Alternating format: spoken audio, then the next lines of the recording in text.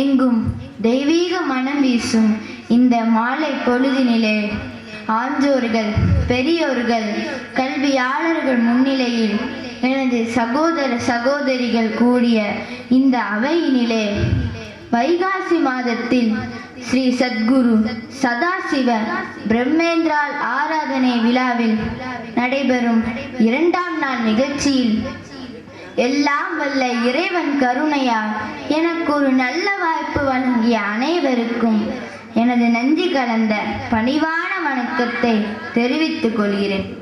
இந்த சிறியவளுக்கு ஆண்டவன் அருளாலும் பெரியவர்கள் ஆசியாலும் இவ்விழா மேடையின் இந்நிகழ்ச்சியில் உரையாற்றுவதற்கு எனது எண்ணங்களை, எனது கருத்துக்களை பரிமாறிக்கொள்வதற்கு கொடுக்கப்பட்டுள்ள தலைப்பு திருவாத ஊரடிகள். கிரேக்கம் இசையின் மொழி, ஆங்கிலம் வணிகத்தின் மொழி, இத்தாலி அன்பின் மொழி என்று கூறுவார்கள். அதேபோல் நமது தாய்மொழி தமிழ் மொழியையும் பக்தியின் மொழி என்று கூறுவது மிகவும் பொருத்தமான வார்த்தை. வேறு எந்த மொழியிலும் நமது தாய்மொழி தமிழ் மொழியில் இருக்கும் அளவுக்கு பக்தி இலக்கியங்கள் கிடையாது என்கிறார்கள் பல மொழிகள் அறிந்த அறிஞர்கள்.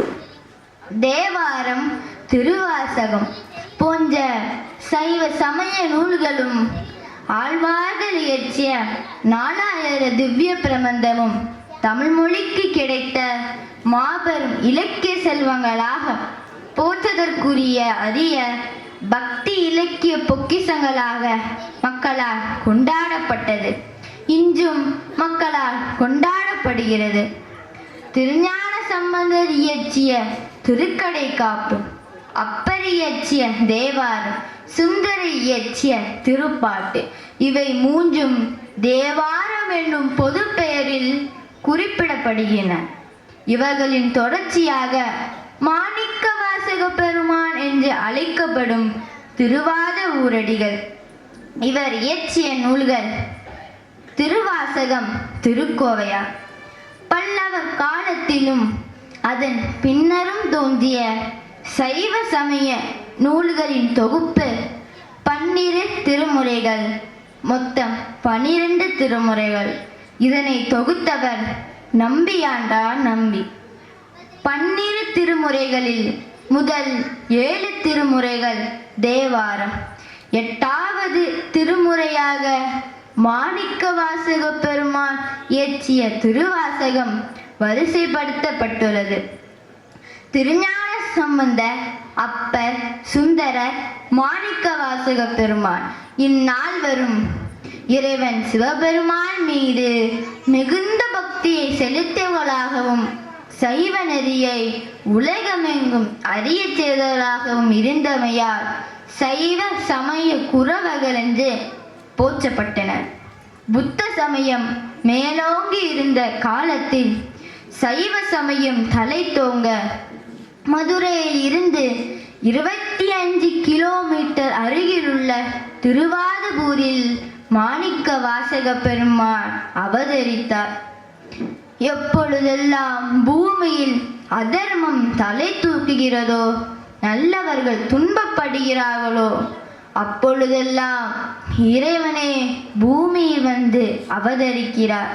அதாவது மனித ரூபத்தில் அவதாரம் எடுத்து வருகிறார். அவதாரம் என்றால் இறங்கி வருதல் என்று பொருள். அவசியமான தக்க சமயம் வரும்போது இறைவன் அவதரித்து வருகிறார் என்ற செய்தியை பகவான் கிருஷ்ணரும் பகவத்கீதையில் யதா யதா ஹி தர்மஸ்ய க்ளானிர் பவதி பாரத என்னும் ஸ்லோகத்தில் நமக்கு கூறியுள்ளார். மாணிக்க வாசக பெருமானும் அவதரித்தார் என்றே பெரியவர்கள் கூறுகிறார்கள். கடவுளின் உருவமாகவே மாணிக்க வாசக பெருமானை அடியார்கள் காண்கிறார்கள். மாணிக்க வாசக பெருமானுக்கு பெற்றோரிட்ட இயற்பெயர் வாதவூரர். ஊர் பெயரோடு திருவாத ஊரர் என்றும் திருவாத ஊரடிகள் என்றும் அழைக்கப்படுகிறார். சிறுவயதிலேயே மிகுந்த புலமை மிக்கவராக அறிவுத்திறன் நிறைந்தவராக விளங்கினார். இவரது ஆற்றலை கேள்விப்பட்ட அப்போது ஆட்சி புரிந்த மன்னர் அரிமர்த்தன பாண்டியன் மாணிக்க வாசக பெருமானை தனது அரசவையில் முதல் மந்திரியாக அமர்த்தி கொண்டார். உலகில் யாரொருவர் சைவராக வாழ்கிறார்களோ அவர்கள் அனைவரும் அறிந்து வைத்துக் கொள்ளக்கூடிய மறக்க முடியாத எவ்வாறு வாழ்வாங்கு வாழ வேண்டும், எவ்வாறு இறையடி தொழ வேண்டும் என்று அனைவருக்கும் ஓங்கி உரைப்பவராக வாழ்ந்தவர் மாணிக்க வாசக பெருமான்.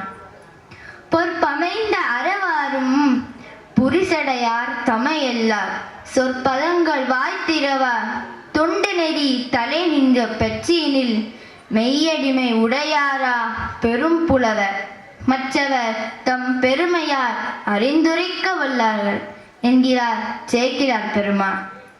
எல்லாம் வல்ல ஆண்டவன் சிவபெருமான் மீது புகழை பாடுவது அல்லால் வேறெதற்கும் சொற்பதங்கள் வாய்த்திரவாத தொண்டு நெறி உள்ளோரில் மாணிக்க வாசக பெருமான் முதன்மையானவர் என்கிறார் சேக்கிழார் பெருமான். நாம் கோவிலுக்கு செல்லும் போது இறைவன் நடராஜ மூர்த்தியை பார்த்துள்ளோம், தரிசித்துள்ளோம். நடராஜருடைய இடது பக்கத்தில் சிவகாமி அம்மாள் இருப்பார்கள். வலது பக்கத்தில் இருப்பவர் யார் என்றால் மாணிக்க வாசக பெருமான். 63 நாயன்மார்களும் இவர்கள் பின்னால் தான் வருவார்கள். இறைபக்தியால் இறையருளால் முதல் மரியாதை இங்கு யாருக்கென்றால் மாணிக்க வாசக பெருமானுக்கு. திருவாசகத்தை ஆங்கிலத்தில் மொழிபெயர்த்த ஜீப்போ மாணிக்க வாசக பெருமானை பற்றி கூறுகிறார். உலக வரலாற்றிலேயே மாணிக்க வாசக பெருமானை விட புலமை, உழைப்பு, துன்பத்தை பொறுத்தல், பக்தி ஆகிய பண்புகளுடன் தன் மனதை கவர்ந்தவர் வேறு யாரும் இல்லை என்று குறிப்பிடுகிறார். ஒத்தாரும் உயர்ந்தாரும் தாழ்ந்தாரும் எவரும் ஒருமையுளராகி உலகில் நடத்த வேண்டும். அதாவது இன்று நாம் காணும் சோசியலிச சமுதாயத்திற்கு வித்திட்டவர் அருட்பெருஞ்சோதி அருட்பெருஞ்சோதி தனி பெருங்கருணை அருட்பெருஞ்சோதி. வடலூர் வள்ளல் பெருமான் அவர்கள். வள்ளல் பெருமானும் மாணிக்க வாசக பெருமான் மீது தீராத அன்பு கொண்டவர். திருவாசகத்தை நன்கு பயின்றவர். தனது திருவருப்பாவில் மாணிக்க வாசக பெருமானை பற்றி தனது உயர்வான கருத்துக்களை பாடல் மூலம் கூறியுள்ளார். வான் கலந்த மாணிக்க வாசகா வாசகத்தை நான் கலந்து பாடுங்கள் நற்கருப்பன் சாத்தினியிலே தேன் கலந்து பால் கலந்து தெலுங்கனி தீஞ்சுவை கலந்து என் ஊன் கலந்து உயிர் கலந்து உவட்டாமல் இனிப்பதுவே உவட்டாமல் இனிப்பதுவே என்கிறார் வள்ளல் பெருமான். மாணிக்க வாசக பெருமானே, நின்னுடைய திருவாசகத்தை உணர்வொன்றி பாடும்போது நல்ல கருப்பன் சாற்றினில் தேனும் பாலும் நன்கு பழுத்த கனியின் சாரும் கலந்தது போல் எனது உடலிலும் உயிரிலும் திருவாசகம் கலந்து உமட்டாதவாறு இனிப்பும் இனிமை அதிகமாகிறது என்கிறார் வள்ளல் பெருமான். வாட்டமில்லா மாணிக்க வாசகானின் வாசகத்தை கேட்ட பொழுதங்கிருந்த கீழ்ப்பறவை சாதிகளும் வேட்டமுறும் பொல்லா விலங்குகளும் மெஞ்ஞான நாட்டமுறும் என்னிருங்கு நானடைதல் வியப்பந்து என்கிறார் வள்ளல் பெருமான். திருவருள் நலம் குறையாத மாணிக்க வாசக பெருமானே, நின்னுடைய திருவாசகத்தை ஓத கேட்டபோது அவ்விடத்தில் இருந்த பறவைகளும் பொல்லாத விலங்குகளும் மெஞ்ஞான நாட்டம் கொள்ளும் என்றால் அவற்றின் வேறாகிய நான் அந்த நாட்டமுடையவன் ஆவது வியப்பு தருவது ஆகாது என்கிறார் வள்ளல் பெருமான்.